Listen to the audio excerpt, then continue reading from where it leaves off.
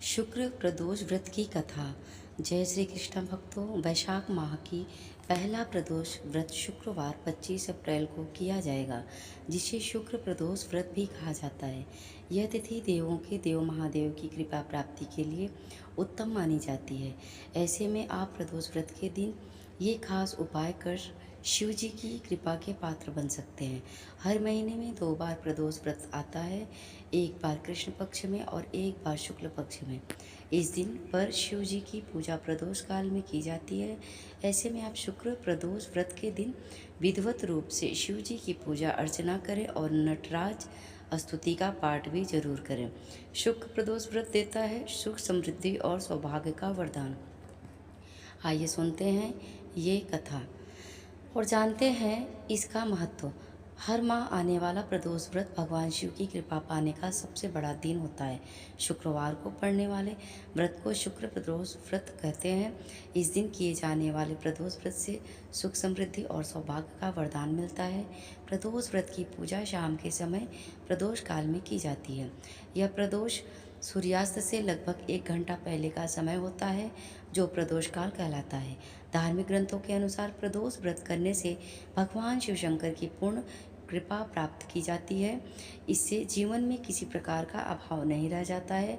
इतना ही नहीं, समस्त आर्थिक संकटों का समाधान करने के लिए प्रदोष व्रत अवश्य करना चाहिए। इस व्रत के प्रभाव से हर तरह के रोग दूर होकर बीमारियों पर होने वाले खर्च में कमी आती है। भगवान शिव को ज्ञान और मोक्ष का दाता माना जाता है, अतः आध्यात्म की राह पर चलने वालों को प्रदोष व्रत अवश्य करना चाहिए। चलिए कथा प्रारंभ करते हैं। प्राचीन काल की बात है। एक नगर में 3 अभिन्न मित्र रहते थे। एक था राजकुमार, दूसरा ब्राह्मण का पुत्र और तीसरा एक धनिक का पुत्र। तीनों युवावस्था में थे और एक दूसरे के साथ समय बिताते थे। राजकुमार और ब्राह्मण कुमार दोनों विवाहित थे, जबकि धनिक पुत्र का विवाह हो चुका था, किंतु उसका गौना शेष था।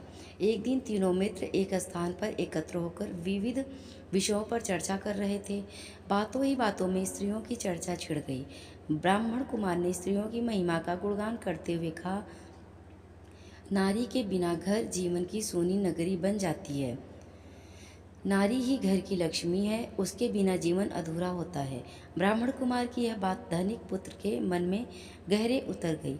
उसने निश्चय कर लिया कि अब वह और प्रतीक्षा नहीं करेगा और तुरंत अपनी पत्नी को ससुराल से लाने का निर्णय कर लिया।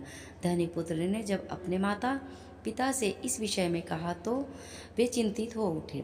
उन्होंने कहा, वत्स, यह समय उपयुक्त नहीं है। इस समय शुक्र अस्त है। धार्मिक मान्यताओं के अनुसार शुक्र अस्त के समय किसी भी विवाहित कन्या को विदा करवाना शुभ नहीं माना जाता। इससे अनिष्ट की आशंका बनी रहती है। किंतु धनिक पुत्र अपनी जिद पर अड़ा रहा। माता पिता की लाख समझाने पर भी वह नहीं माना और ससुराल की ओर रवाना हो गया। जब वह अपनी पत्नी को विदा कराने ससुराल पहुंचा तो वहां भी उसके ससुराल वालों ने उसे समझाने की बहुत कोशिश की, परंतु उसने किसी की एक न सुनी और कन्या को विदा करवा लिया। पति पत्नी बैलगाड़ी पर सवार होकर अपने नगर लौटने लगे। मार्ग में कुछ ही दूर गए थे कि अचानक बैलगाड़ी का पहिया निकल गया और बैल की टांग टूट गई। दोनों को चोटें भी आई, फिर भी वे यात्रा करते रहे।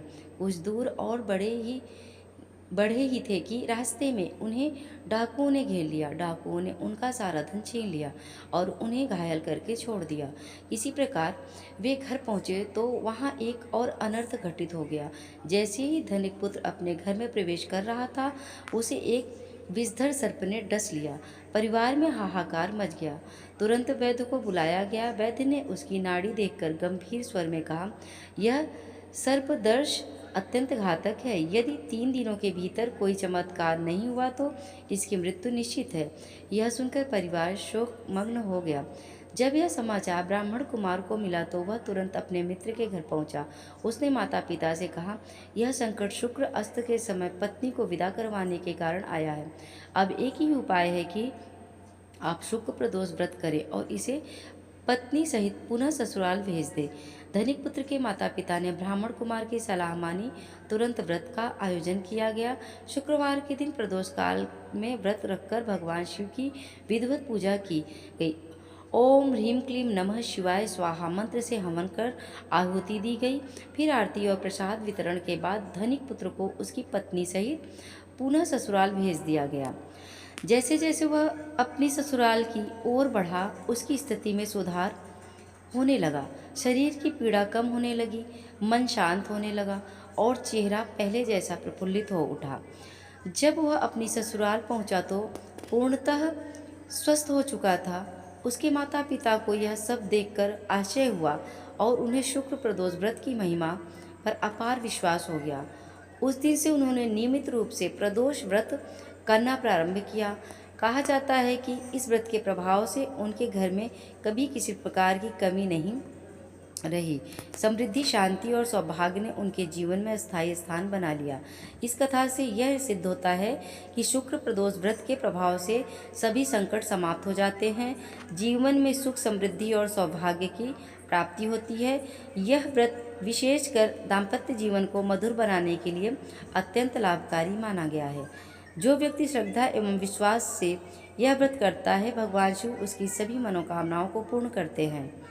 प्रदोष व्रत शुभ मुहूर्त: वैशाख माह के कृष्ण पक्ष की त्रयोदशी तिथि 25 अप्रैल को सुबह 11:44 पर शुरू होगी। वहीं इस तिथि का समापन 26 अप्रैल को सुबह 8:27 पर होगा। ऐसे में प्रदोष व्रत शुक्रवार 25 अप्रैल को किया जाएगा। इस दिन पूजा का मुहूर्त इस प्रकार रहने वाला है।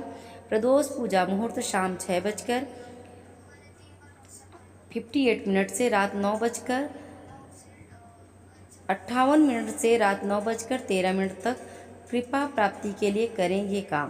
प्रदोष व्रत के दिन आप शिव जी को सफ़ेद रंग की चीज़ों का भोग लगा सकते हैं। इसी के साथ प्रदोष व्रत के दिन सफ़ेद रंग के वस्त्र, अनाज, काले तिल और धन आदि का दान कर सकते हैं। इन सभी कार्यों को करने से आपको भगवान शिव की कृपा प्राप्त होती है और जीवन में सुख समृद्धि आती है। प्रदोष व्रत के दिन करें इस स्तोत्र का पाठ, खुलेंगे सफलता के रास्ते। प्रदोष व्रत के दिन शिव जी की कृपा प्राप्ति के लिए आप नटराज स्तुति पाठ का पाठ कर सकते हैं। यह स्तुति सरल लेकिन काफ़ी लाभकारी है।